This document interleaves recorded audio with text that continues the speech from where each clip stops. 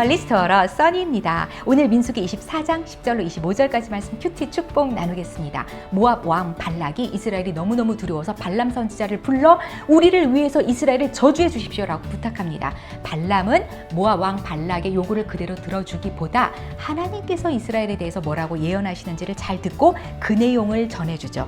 내용인 즉슨 저주가 아니라 이스라엘에 대한 축복의 예언을 합니다. 그것도 3번씩이나. 그리고 오늘은 이스라엘 주변 국가와 민족들에 대해서 발람이 예언을 합니다. 모압에 대해서, 에돔에 대해서. 결과는 이스라엘이 모두 이 땅들을 점령할 것이며 이스라엘은 홀로 강성하여 지리라라는 내용이에요.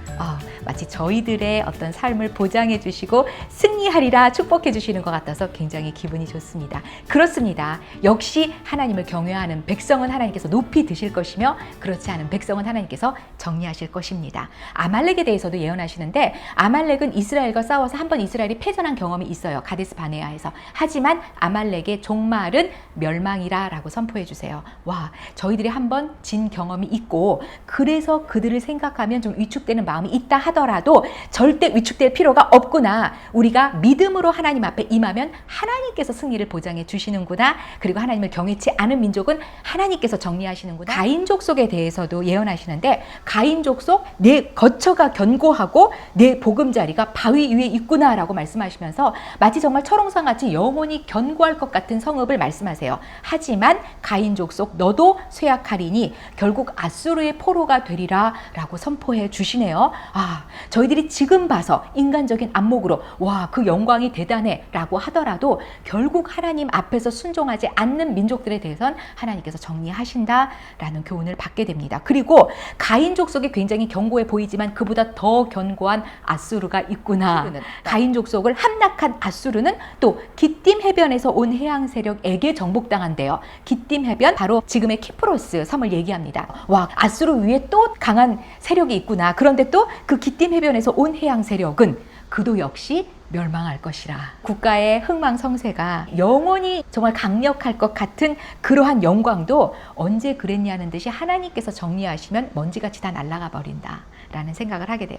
하나님께서는 하나님의 뜻 가운데 악한 자도 그 악한 일에 들어 쓰시고 또 하나님의 때에 다 정리하신다. 하나님의 뜻을 하나님께서 친히 이루어 가신다. 역사의 주관자 되시는 하나님이시다 라는 결론을 맺게 됩니다. 그 하나님 앞에 저희들이 잠잠하여 굴복하고 하나님께서 하실 일을 계속 믿음으로 바라봐야겠다는 생각을 하게 돼요. 지금 대한민국을 생각할 때 또 국제정세를 생각할 때 어떻게 될까 마음이 조마조마하기도 하지만 절대 저희들이 위축될 필요가 없는 것은 이 모든 역사의 주관자 되시는 최고의 권위자는 하나님이시다. 그래서 그 하나님 앞에 우리가 기도하고 하나님의 하실 일을 믿음으로 바라볼 때 결국 하나님께서는 가장 선하신 하나님의 뜻을 저희 민족에 대해서도 이루어 가실 거다라는 믿음을 갖게 됩니다. 그래서 저희들 각자 있는 곳에서 정말 나라를 위해 기도하며 각자 있는 곳에서 충실하게 오늘을 또한 살아나가는 것이 저희 나라의 흥한 미래를 위해서 저희들이 또 할 수 있는 최고의 일이다라는 생각을 하게 돼요. 그러면 또 이스라엘에 대해서 생각해 볼 때 무조건 또 보장되는 것이냐? 아니다라고 말씀하시거든요. 신명기 30장 15절로 18절에 보면